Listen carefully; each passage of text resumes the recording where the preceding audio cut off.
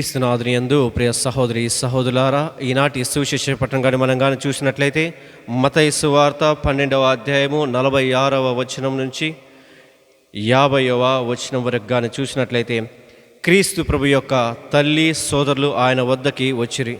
క్రీస్తు ప్రభు పరలోక రాజ్యము గురించి బోధిస్తున్నటువంటి సమయంలో అనేక మంది ఆయన చుట్టూరా ఉన్నారు. తన తల్లి తన సహోదరులు వచ్చి ఉన్నారని కొంతమంది వ్యక్తులు ఆయనకి తెలియచేయగా క్రీస్తు ప్రభు ఈ విధంగా పలుకుతున్నారు. ఏమని? దేవుని వాక్కును ఆలకించి పాటించిన వారే నా తల్లి నా సహోదరులని ప్రభువు తెలియచేస్తున్నారు.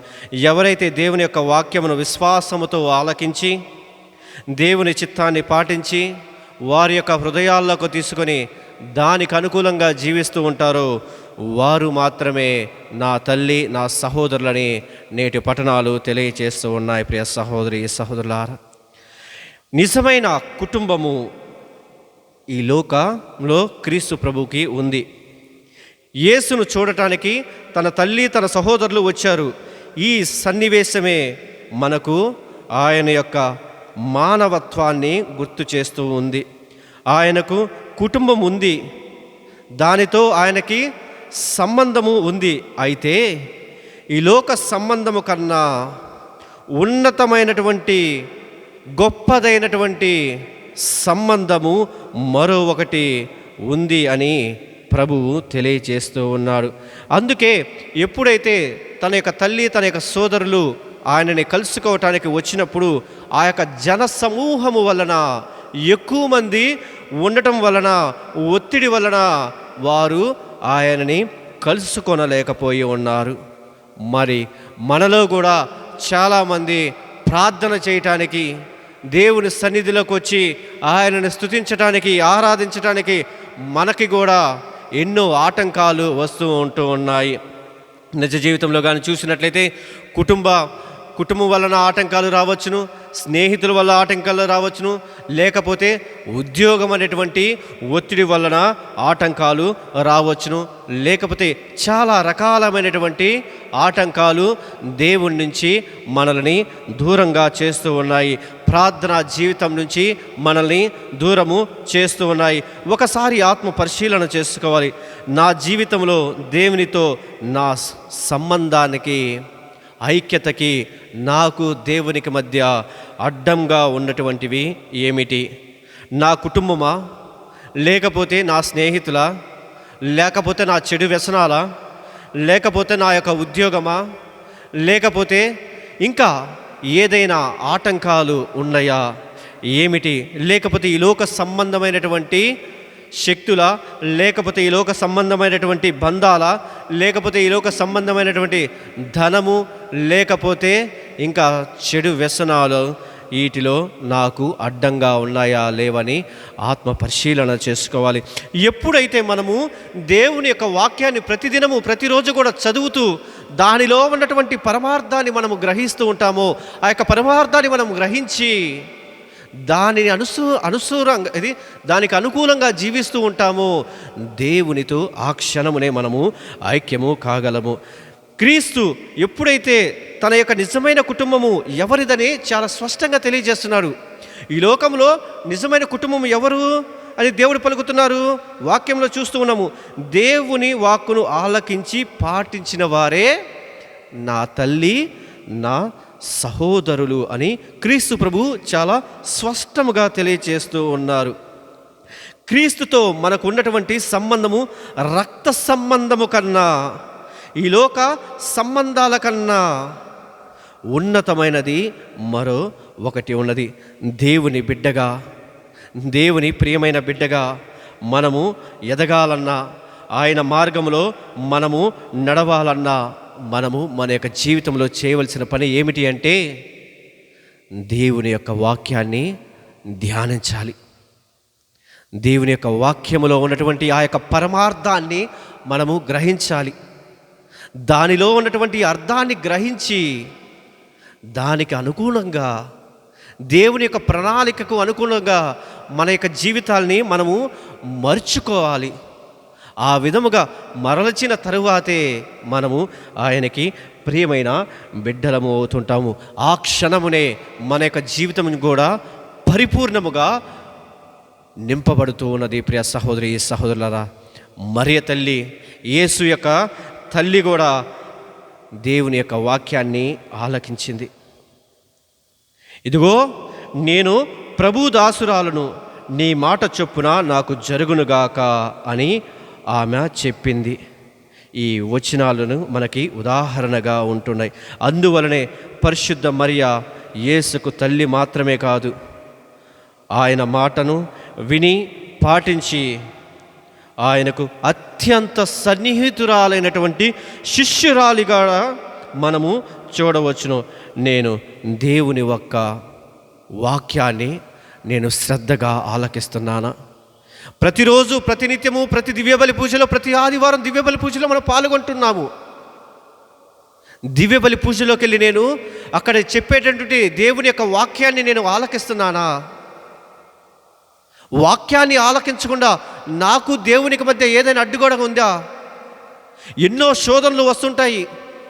వాక్యాన్ని మనం చదివేటప్పుడు, వాక్యాన్ని వినేటప్పుడు, వాక్యాన్ని ధ్యానించేటప్పుడు అనేకమైనటువంటి శోధనలు వస్తూ ఉంటాయి.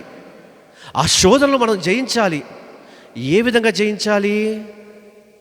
దేవునికి మనల్ని మనము పరిపూర్ణంగా సమర్పించుకున్నప్పుడే. ఎన్ని శోధనలు వస్తున్నాయంటే నీలో ప్రార్థనా జీవితం లేదు, నీ కుటుంబంలో ప్రార్థనా జీవితం లేదు కాబట్టే నేడు అన్ని శోధనలు నీకు వస్తున్నాయి. ఎంత శ్రమ వచ్చినా, ఎంత కష్టం వచ్చినా దేవుని యొక్క వాక్యాన్ని మనము శ్రద్ధతో వినాలి, శ్రద్ధతో ధ్యానించాలి. నా జీవితంలో నేను దేవుని యొక్క వాక్యానికి ఎంత ప్రాముఖ్యతను ఇస్తున్నాను? నా యొక్క కుటుంబ జీవితంలో దేవునికి, దేవుని యొక్క వాక్యానికి మేము ఎంత ప్రాముఖ్యతను ఇస్తున్నాము?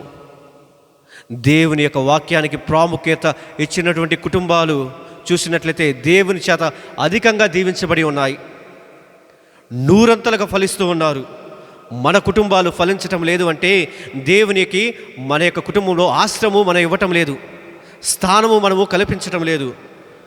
మనము దేవుని యొక్క ఆధ్యాత్మిక కుటుంబంలో భాగము కావాలంటే ఆయన్ని మన యొక్క కుటుంబాల్లోకే ఆహ్వానించుకోవాలి. మన యొక్క హృదయంలోనికి ఆయన్ని మనము ఆహ్వానించుకోవాలి.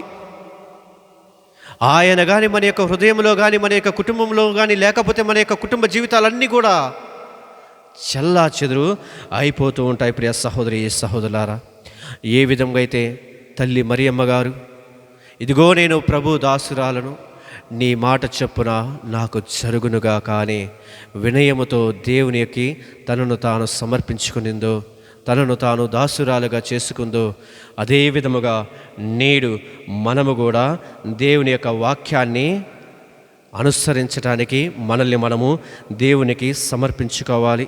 అప్పుడే మనము దేవుని యొక్క సహోదరి సహోదరులముగా పిలువబడుతుంటాము, ఒకే కుటుంబముగా ఉండగలుగుతుంటాము, ఒకే జీవితాన్ని, ఒకే సంఘాన్ని మనము ప్రోత్సహించగలుగుతూ ఉంటాము. నేను నా కథోలిక విశ్వాసాన్ని, సంఘాన్ని దేవుని యొక్క ఆధ్యాత్మిక కుటుంబంగా భావిస్తున్నానా? నా యొక్క విచారణలో ఉన్నటువంటి మా యొక్క సంఘములో ఉన్నటువంటి వారందరినీ ఆధ్యాత్మిక కుటుంబంగా నేను భావిస్తున్నానా? ఆ కుటుంబంలో నేను ఒక బాధ్యతమైనటువంటి జీవితాన్ని నేను జీవిస్తున్నానా లేదా అని ఆత్మ పరిశీలన చేసుకోవాలి. ప్రియ సహోదరి సహోదరులారా, ప్రార్థనాపూర్వకంగా ఆలోచింపచేయాలి. మనం దేవునితో మనకు ఉన్న సంబంధము కేవలము వారసత్వము కాదు, అది మన సొంత ఎంపిక. ఏదో నా తరతరము వాళ్ళు, మా తాత ముత్తాతలు ఆది క్రైస్తవుల నుంచి మేము క్రైస్తవ జీవితాన్ని జీవిస్తున్నామంటే అది భ్రమే. మనల్ని మనము దేవునికి, నన్ను నేను, నా సొంత జీవితాన్ని నేను దేవునికి అర్పిస్తున్నాను, నా కుటుంబ జీవితాన్ని నేను విశ్వాసంలో నడిపిస్తాను అని మనం దేవుని మాటను ఆలకించాలి. ప్రతిరోజు మనకి అన్ని విషయాలకి సమయం ఉంటుంది. ప్రతి విషయాలకి మన దగ్గర సమయం ఉంటుంది. ప్రతి విషయానికి మనము సమయాన్ని కేటాయిస్తున్నాము. దేవుని యొక్క వాక్యాన్ని చదవటానికి మన దగ్గర సమయం ఉందా? దేవుని యొక్క వాక్యాన్ని చదివిన తర్వాత దానిని ధ్యానించటానికి మన దగ్గర సమయము ఉందా? నా యొక్క వ్యక్తిగత ప్రార్థన చేసుకోవటానికి నా దగ్గర సమయము ఉందా? నా యొక్క కుటుంబ ప్రార్థన చేసుకోవటానికి నా దగ్గర సమయము ఉందా లేదని ఆత్మ పరిశీలన తెలుసుకోవాలి. నేడు ఈ యొక్క పవిత్రమైనటువంటి ఈ యొక్క దివ్య బలి పూజలో నా యొక్క హృదయాన్ని దేవుని యొక్క వాక్యం ప్రకారంగా జీవించటానికి నేను నా యొక్క హృదయాన్ని తెరుచుకొని ఉండాలి. దేవుని యొక్క వాక్యము కానీ మన యొక్క జీవితాలు కానీ లేకపోతే మన యొక్క జీవితము వ్యర్థమే. ప్రియ సహోదరి సహోదరులారా, దేవుని యందు మన యొక్క కుటుంబాలు ఫలించాలన్నా, ఆశీర్వదించాలన్నా, దేవుని యొక్క దీవెనలు, కరుణ, కటాక్షలు మన మీద ఉండాలి అంటే కుటుంబ సమేతంగా మనము దేవుని యొక్క వాక్యాన్ని ఆలకించుతాము, ఆయన యొక్క వాక్యానుసారము జీవించుతాము.